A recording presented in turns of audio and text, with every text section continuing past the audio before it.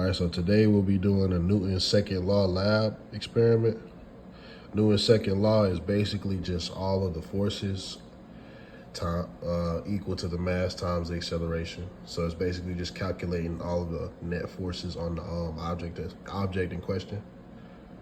So that's the formula right there. This is what each of them mean right here, what the variables stand for. And we'll be using this equation right here to calculate. Those are our materials that we'll need for our lab. Experimental setup, which we'll do in just a second. And our measurements will be crucial here so that we can get our correct calculations here. All right, let's do the lab. All right, here we have our little toy car. We have our incline plane, so we don't need any pulleys or anything. And we're gonna be able to say that this is just about 1 meter distance. So we're gonna use this car to calculate the net force. This car is about, we're just gonna say 0.2 kilograms. So we're gonna roll this 0.2 kilogram car, we're gonna hold it here, and when I let it go, it's gonna go to the end. Hold it here. Now, being that gravity is constant, we'll just say the acceleration is 9.81 meters per second squared, and multiply that times the mass of that object. So we'll do that now.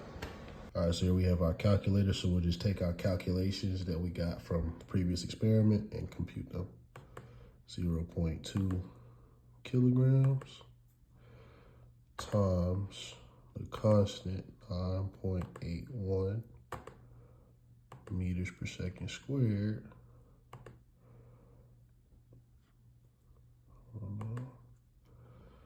We see that we get that value.